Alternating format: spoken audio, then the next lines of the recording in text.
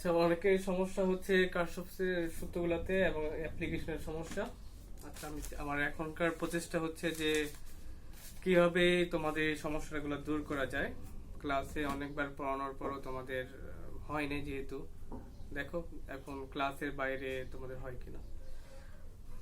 কারশফের দুইটা সূত্র আছে, একটা হচ্ছে তড়িৎ প্রবাহ নিয়ে সূত্র, আর একটা হচ্ছে রোধ আর তড়িৎ প্রবাহের সম্মিলিত সূত্র।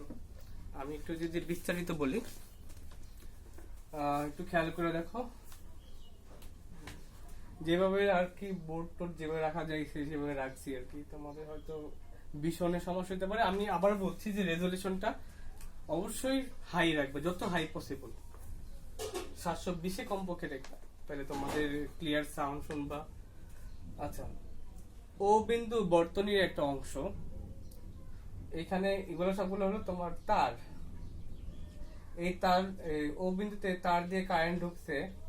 I1 কারেন্টটা ও বিন্দুর দিকে আসছে, I2টা ও থেকে দূরে সরে যাচ্ছে, I3টা ও বিন্দুর দিকে আসছে। আবার I6, I5, I4 তারা ও বিন্দু থেকে সরে যাচ্ছে। যে কারেন্টগুলা ও বিন্দুর দিকে আসছে সেই কারেন্টগুলো হচ্ছে ধনাত্মক কারেন্ট, আর যে কারেন্টগুলো ও থেকে দূরে সরে যাচ্ছে সেগুলো হলো ঋণাত্মক কারেন্ট। কার সবচেয়ে প্রথম সূত্রটা হচ্ছে কোন বর্তনীর কোন সংযোগ বিন্দুতে তড়িৎ প্রবাহগুলোর বীজগাণিতিক সমষ্টি শূন্য হবে। বীজগাণিতিক সমষ্টি শূন্য হওয়া বলতে বুঝি আমরা এখানে I1 কারেন্টটা যেহেতু বর্তনীর দিকে আসছে, তাই I1 হচ্ছে পজিটিভ। I2 আবার বর্তনী থেকে দূরে সরে যাচ্ছে, তাই I2 হচ্ছে মাইনাস। I3 আবার বর্তনীর দিকে আসছে, I3 প্লাস। I6 দূরে সরে যাচ্ছে, I6 হচ্ছে মাইনাস, যারা দূরে সরে যাবে তাই মাইনাস। I5 সেও দূরে সরে যাচ্ছে, I মাইনাস। আর I4 সেও মাইনাস। এইটা হচ্ছে বীজগাণিতিক সমষ্টি। এই বীজগাণিতিক সমষ্টির মান হচ্ছে শূন্য। বর্তনীর কোন জাংশনে বা সংযোগ বিন্দুতে মিলিত প্রবাহগুলোর বীজগাণিতিক সমষ্টি শূন্য। এটা দিয়ে এই কথাটাই বোঝায়। আমরা একটু রিঅ্যারেঞ্জ করে যদি লিখি, ধনাত্মক গুলাকে এক পাশে আর ঋণাত্মক গুলাকে এক পাশে। এখানে ধনাত্মক কারেন্ট গুলো হচ্ছে আগত কারেন্ট, যেটা ও বিন্দুর দিকে আসছিল, আর ঋণাত্মক কারেন্ট গুলো হচ্ছে যেগুলা ও থেকে দূরে সরে যাচ্ছিল।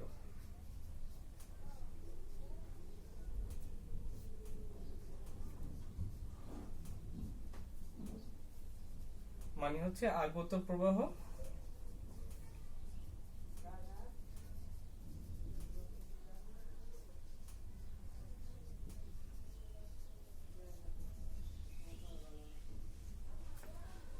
আগত প্রবাহ ইকুয়াল টু নির্গত প্রবাহ। এইটা হচ্ছে আমার কারশফের ফার্স্ট ল এর ডেরিভেশন। আশা করি তোমরা সবাই বুঝতে পারছো। এখন কারশফের সেকেন্ড লটা আমরা দেখব। সেকেন্ড লটাই অ্যাপ্লাই করাটাই হচ্ছে তোমার এই আসল কাজটা, যে কিভাবে আমি কোন বর্তনীতে অ্যাপ্লাই করতে পারবো। তার আগে এটার যে থিওরিটা একটু বোঝা দরকার। একটা সিম্পল সার্কিট আমি ড্রয়িং করেছি। এই সিম্পল সার্কিটে তোমার ইলেকট্রোমোটিভ ফোর্স, মানে যে পাওয়ার দিয়ে তড়িৎ প্রবাহিত হবে সেই পাওয়ারটা হচ্ছে ই। আর এই পাওয়ারটা যখন চালু থাকবে, কারেন্ট যাচ্ছে আই কারেন্টটা R1 এর ভিতর দিয়ে যাবে প্রথমে। তারপরে যেহেতু R2 আর R3 প্যারালালি আছে, প্যারালালি থাকার কারণে এই কারেন্টটা দুই ভাগে ভাগ হয়ে যাবে। একটা ধরো I1, একটা হচ্ছে I2। এটা হচ্ছে আমার একটা সার্কিটের বেসিক বিষয়। তোমরা সবাই জানো কারেন্ট কিভাবে ভাগ হয়, শ্রেণী সমবায়ে কিভাবে কারেন্ট যায়, সমান্তরাল সমবায়ে কিভাবে কাটিয়ে যায়। এখন ওগুলা আমরা 9-10 এর ফর্মুলা যা শিখছি তাতে দিয়ে আমরা সলভ করতে পারি, কিন্তু অনেক বিশাল বড় বড় সার্কিট আছে, এগুলো সলভ করার জন্য ওগুলা বেশ সময় সাপেক্ষ ব্যাপার। কারশফের সূত্র দিয়ে খুব সহজে অল্প সময়ে বের করা যায়। আচ্ছা, যদি আমি আচ্ছা, কারশফের সূত্র প্রয়োগ করার প্রথম শর্ত হচ্ছে আমি একটা ক্লোজ লুপে, ক্লোজ সার্কিটে সূত্রটা অ্যাপ্লাই করতে পারবো। এই সেকেন্ড লটা শুধুমাত্র ক্লোজ সার্কিটের বিষয়। ধরো এখানে এই ক্লোজ যদি আমি হিসাব করি, নাম দিয়ে দিই A B C D E F,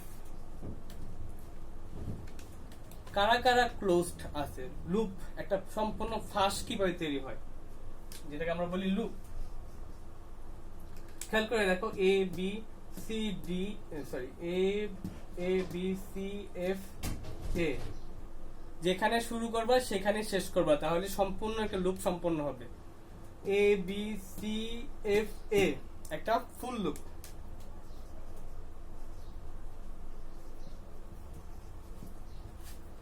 তারপরে আছে এ বি, যদি আমি সি বাদ দিয়ে দিই, A B D E A, A B D E এ, এতে শুরু এতে শেষ।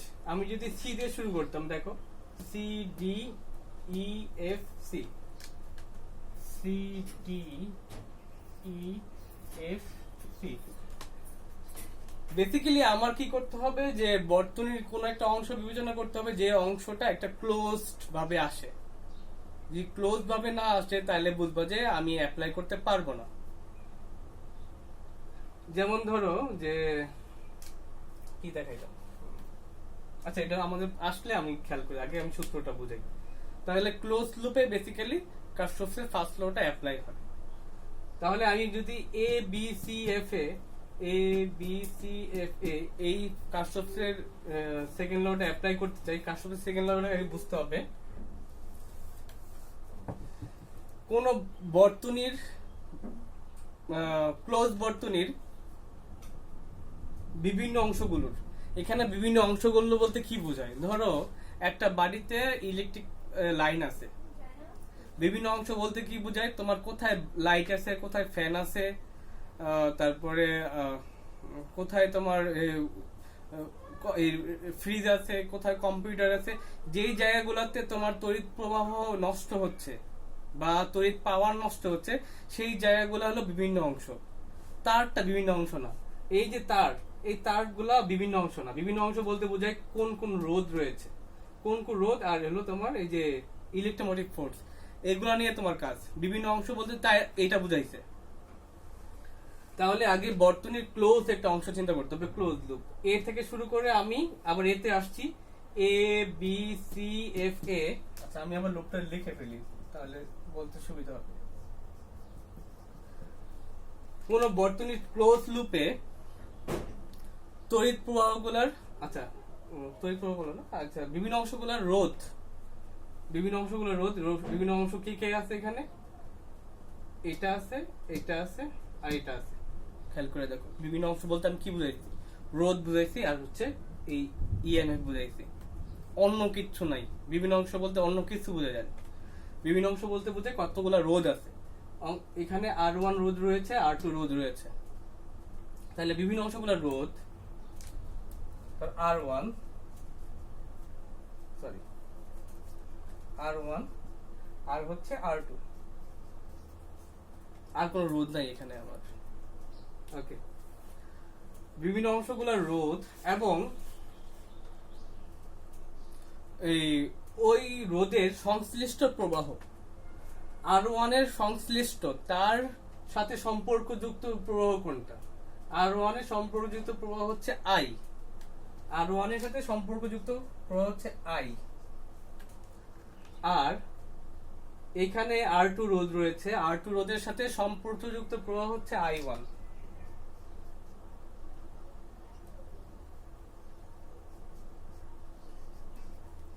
দেখো কোন বর্তনীর ক্লোজড লুপের বিভিন্ন অংশগুলোর রোধ, বিভিন্ন অংশ এটা এটা R1 R2 এবং রোধের সংশ্লিষ্ট প্রবাহ, রোধের সংশ্লিষ্ট প্রবাহ R1 এর সংশ্লিষ্ট I, R2 সংশ্লিষ্ট হচ্ছে I1, তাদের গুণফলের মানে I1 এর সাথে R1 এর গুণফল, আর I1 সরি I এর সাথে R1 আর R2 এর সাথে I1 এর গুণফল, এই রোধের আর প্রবাহের গুণফল এর সমষ্টি বলতে বীজগাণিতিক সমষ্টি। এখানে একটা জিনিস খেয়াল করে রাখবা, এখানে আমি শুনছি অনেকের নাকি তোমাদের সমস্যা, কোথায় প্লাস করতে হয় কোথায় মাইনাস করতে হয়। আমার এই লুপটা চিন্তা করো, আমি সবসময় ক্লকওয়াইজ কে পজিটিভ ধরি আমার সুবিধার জন্য।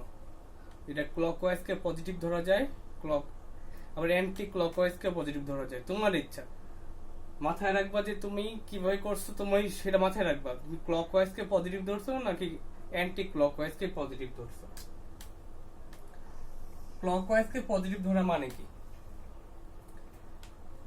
আমি আগেই বলছি যে আমার বিভিন্ন অংশ চিন্তা করতে হবে, পুরো সার্কিটের সবকিছু বাদ দিয়া দাও, আমার শুধু কি কাজ কোথায় R1 আর R2, R1 আর R2। এখন পাগলও বলতে পারবে R1 এর ভিতর দিয়ে কোন দিয়ে কারেন্ট যাচ্ছে, যেহেতু এখানে প্লাস রাখা আছে ইএমএফ এর, এটা মাইনাস, ছোট বড় একটা প্লাস ছোট একটা মাইনাস, এইভাবে যাওয়ার পরে কারেন্টটা এই পাশে যাবে, I1 এর দিক হচ্ছে এই দিকে। আমার লুপের কোন দিকে পজিটিভ, লুপও ক্লকওয়াইজ, দেখো লুপটা হচ্ছে ক্লকওয়াইজ, ঘড়ির কাঁটার দিকে পজিটিভ। আমার আই এর দিকটাও কি ঘড়ির কাঁটার দিকে পড়ছে, একই দিকে ঘড়ির কাঁটার দিকে, আর মানে আমার লুপের দিক আর আই এর দিকটা একই দিকে, তাই আই হচ্ছে পজিটিভ। বিষয়টা বুঝো। আবার এখানে খেয়াল করে দেখো R2, R2 মধ্যে কারেন্টটা দুই ভাগে ভাগ হয়েছিল, আই গেছে, আই কারেন্টটা এখানে দুই ভাগে ভাগ হয়ে একটা হয়েছে I1 আর একটা হয়েছে I2। I1 টা এদিকে গেছে, I2 এখানে গেছে।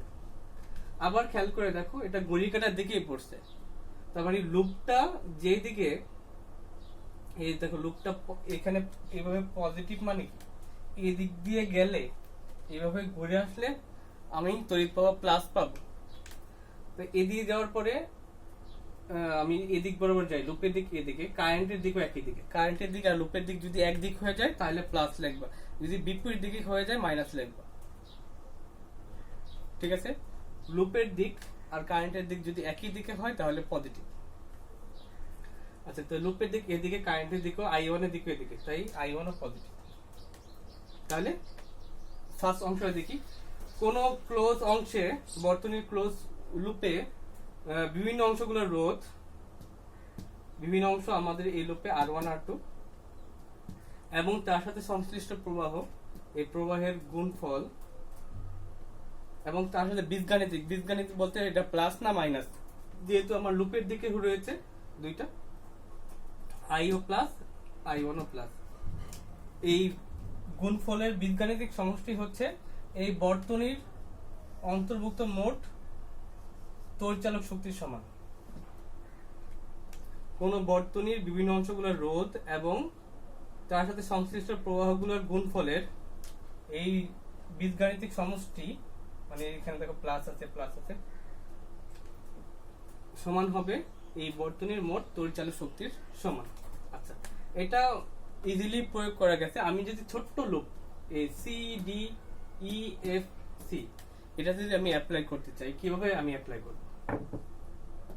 আমার এখানে রোধ আছে কয়টা, আমার এই ক্লোজ অংশে রোধ আছে দুইটা, একটা আছে R2, একটা আছে R3। ওকে, R2 আর R3। এখন আমি আগে একই রকম ঘড়ির কাঁটার দিককে পজিটিভ ধরবো।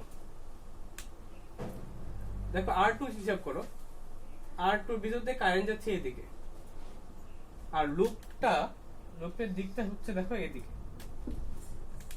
লুপ যেদিকে যাচ্ছে কারেন্ট তার বিপরীত দিকে যাচ্ছে, কোনো চিন্তা নাই, এটা মাইনাস। আর R2 ভিতর কারেন্ট যাচ্ছে I1 টা হবে মাইনাস। আর R3 দিক, R3 কারেন্ট যাচ্ছে এদিকে, তারপরে লুপটাও এদিকে, লুপটা পজিটিভ কোন দিকে, ঘড়ির কাঁটার দিকে, এদিকে পজিটিভ, কারেন্টও পজিটিভ, তাই I2 হচ্ছে প্লাস। তাহলে এই ক্লোজ লুপ CDF এ CDEFC এই লুপে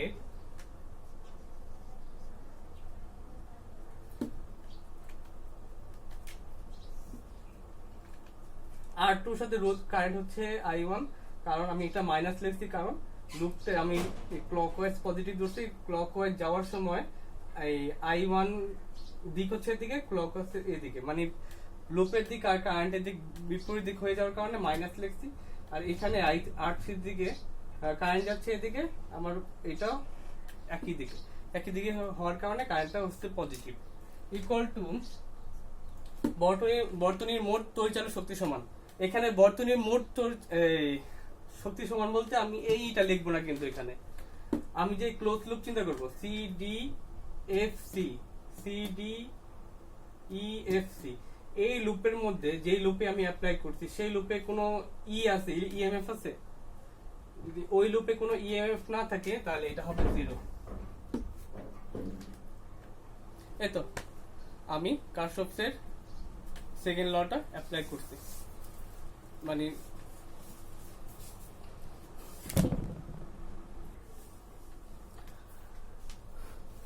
ওকে কারশফের ফার্স্ট ল আর সেকেন্ড লর থিওরিটা আমার বোঝা গেল। এখন দুর্জয়ের যে সমস্যা ছিল যে আমি হুইস্টন ব্রিজে কিভাবে কারশফের ফর্মুলা অ্যাপ্লাই করতে পারবো। আচ্ছা, আমি কিন্তু এখানে কারশফের ফার্স্ট লটা অ্যাপ্লাই করতে পারতাম। খেয়াল করে দেখো, সি বিন্দু একটা জাংশন, খেয়াল করে দেখো সি বিন্দুতে আগত প্রবাহ হচ্ছে I আর নির্গত প্রবাহ হচ্ছে দেখো I1 আর I2। I কারেন্টটা আসছিল তাই ও পজিটিভ, I1 আর I2 চলে যাচ্ছে তাই I1 negative, I2 negative, equal to 0। Clear? তাহলে কি আসতেছে,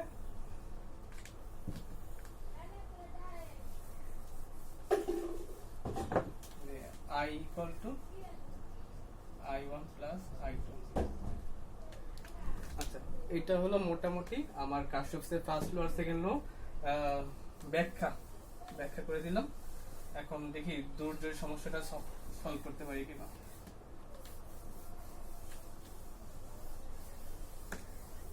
দেখো, তোমরা যদি বাসায় না পড়ো আমার সমস্ত কষ্টগুলো বৃথা যাবে। প্লিজ বাসায় পড়ো। এই বোর্ড ম্যানেজ করতে অনেক কষ্ট হয়েছে, এই বোর্ডটাকে সেট আপ করতে কষ্ট হয়েছে, তোমার জায়গা নাই সেট আপ করে। ওকে, এখন আমি হুইস্টন ব্রিজ কল্পনা করি যে হুইস্টন ব্রিজটা কি জিনিস। এটা একটা সার্কিট আঁকবো, সার্কিটের ইএমএফ হচ্ছে ই। এখানে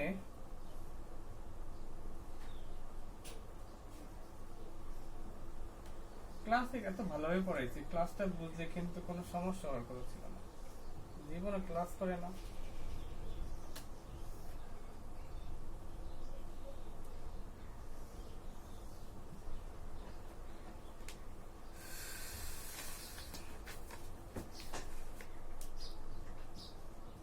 আমি একেবারে বইয়ের মতো করে সার্কিটটা লিখতেছি যাতে তোমাদের বইয়ের সাথে তুমি মিলাইতে পারো।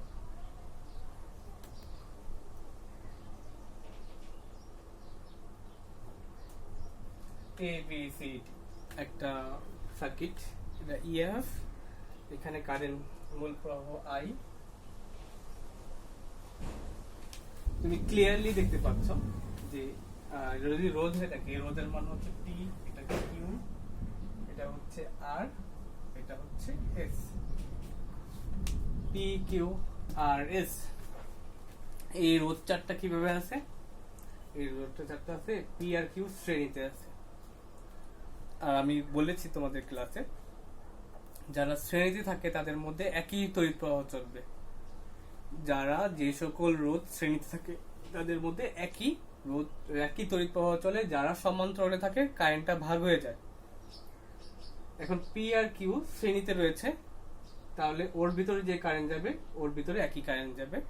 আর আর আর এস, আর এর ভিতর দিয়ে যে কারেন্ট যাবে এস এর ভিতর দিয়ে একই কারেন্ট যাবে। তোমাকে আমি বলছি বর্তনীর বিভিন্ন অংশ বলতে শুধু রোধ বোঝায়, এখানে ডি এর কোনো ভ্যালু নাই, এর বি ডি সি ডি এসব কিছুই না, এগুলো রোধ না, তাই এইসব নিয়ে কোনো চিন্তা করবে না। এখানে রোধ নাই, তুমি তাহলে এটা চিন্তা করার কিছু না এখানে কোনো কারেন্ট নষ্ট হবে বা এখান থেকে কোনো রোধ ভোল্টেজ পতন হবে, কিচ্ছু হবে না। বি জাস্ট আমরা ইন্ডিকেট করার জন্য লিখছি, মানে ফর বিউটিফিকেশন, আর কিছু না। ওকে, তাহলে আমার কারেন্টটা এখানে যদি I1 কারেন্ট যায়, সিরিজে থাকার কারণে এখানে I1 কারেন্ট যাবে। আবার আর এখান দিয়ে কারেন্টটা দুই ভাগে ভাগ হবে, তো এটা I1 এটা I2 হলে এটা I2 হবে।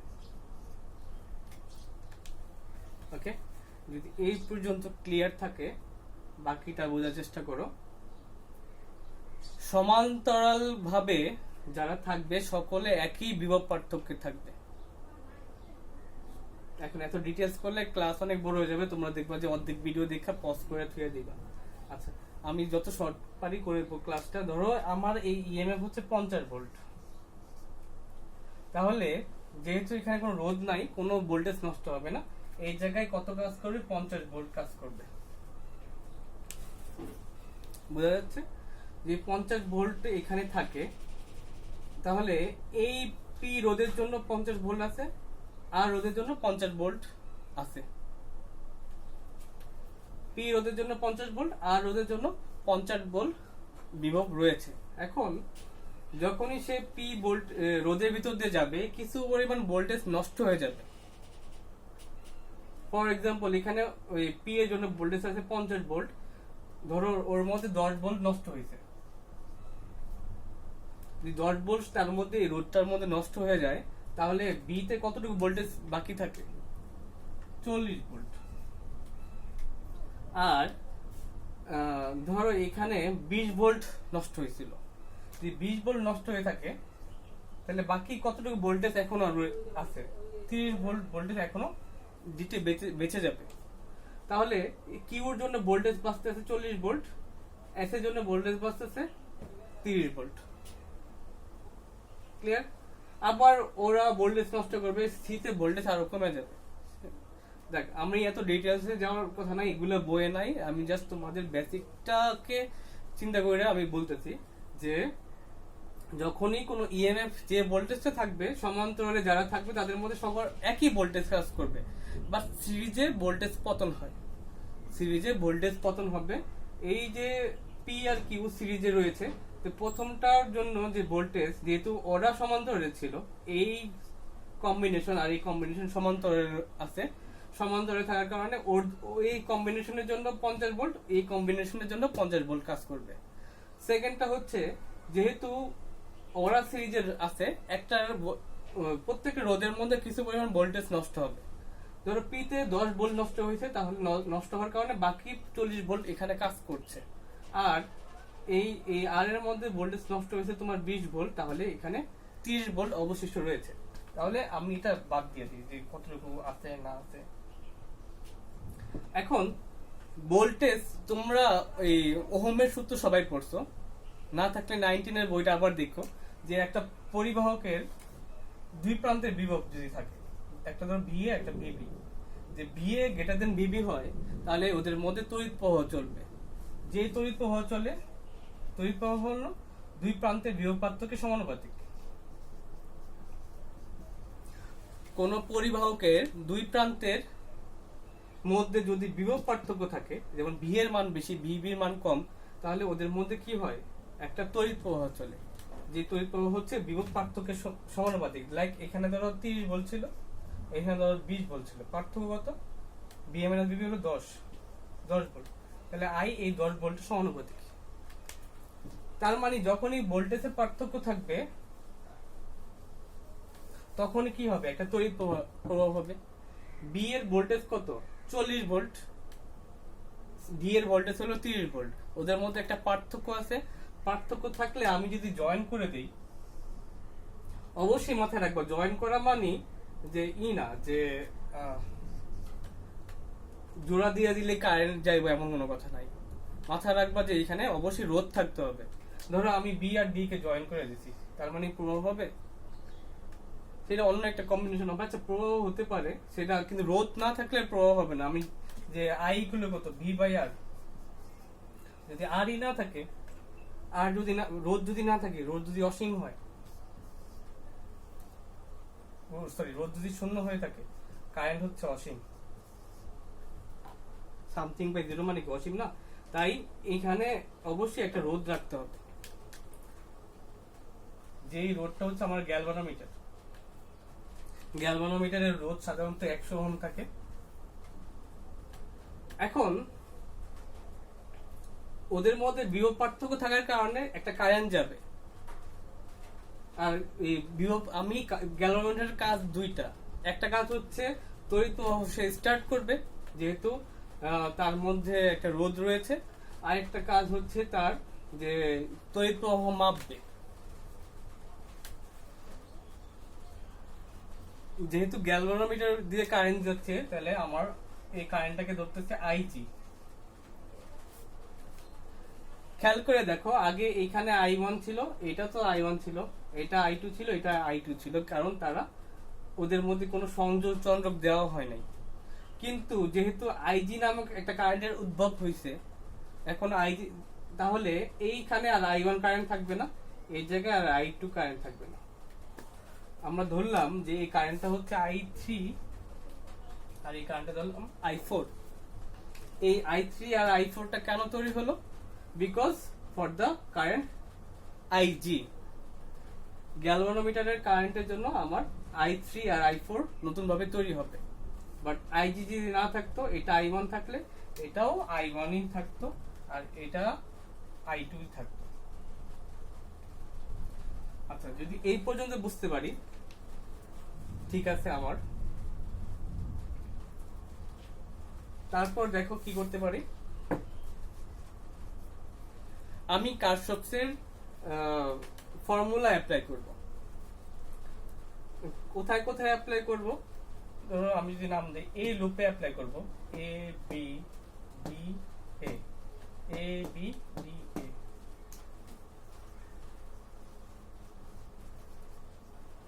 আর একটা লুপ হচ্ছে বি সি ডি পি।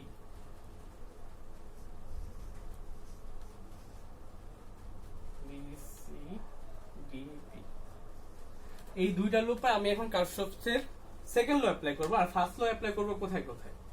এখানে আর এখানে আমি অ্যাপ্লাই করব। কি কারণে? খেয়াল করে দেখো, এই জায়গায় যে কারেন্টটা, সেই কারেন্টটা হচ্ছে I1। I1 এদিকে আসছিল, আর I2, সরি, এখানে I3 আছে আর হলো IG আছে। I1 বি বিন্দুতে যাচ্ছে, আর বি বিন্দু থেকে দূরে সরে যাচ্ছে IG আর I3। তাহলে আমি যদি লিখি, বি বিন্দুতে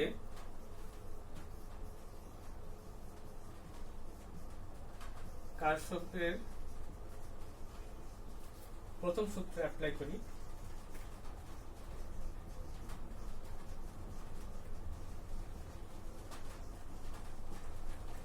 তাহলে I1 ইকুয়াল টু কি লিখতে পারি? I1 যেহেতু আগত প্রবাহ, ইকুয়াল টু নির্গত প্রবাহ কারা কারা? IG আর হচ্ছে I3।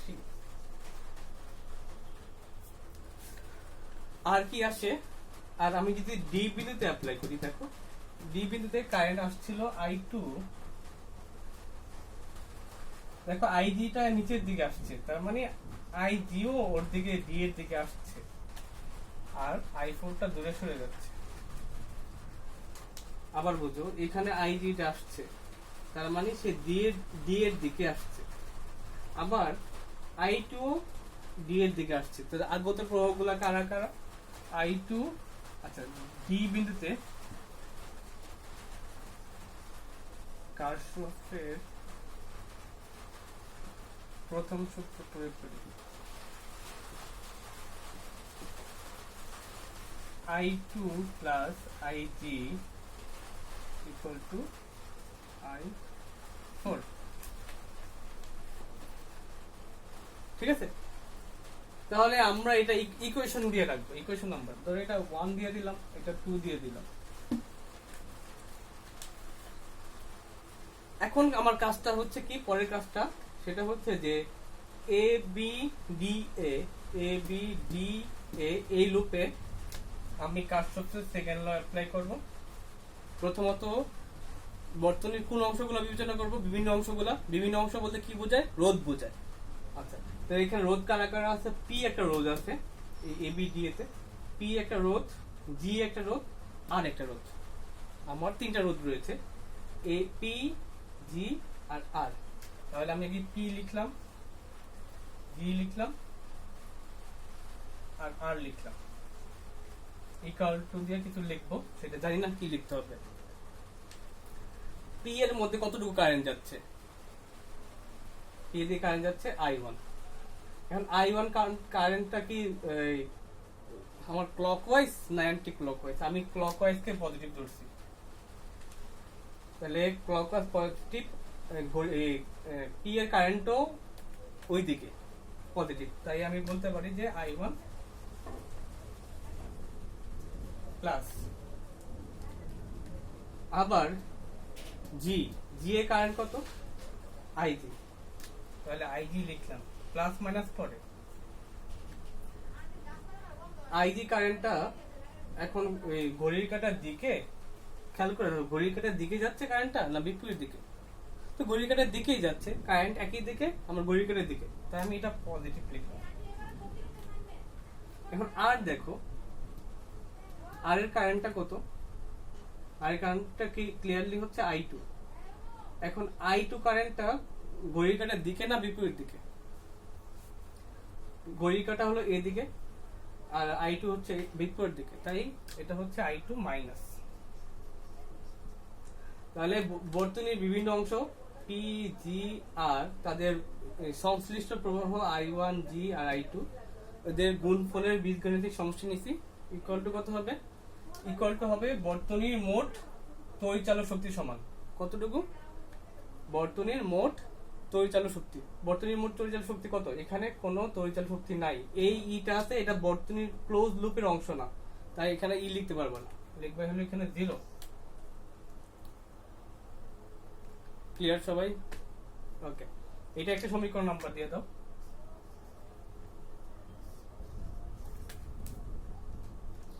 আবার বি সি ডি বি এই লুপে যদি অ্যাপ্লাই করতে চাও,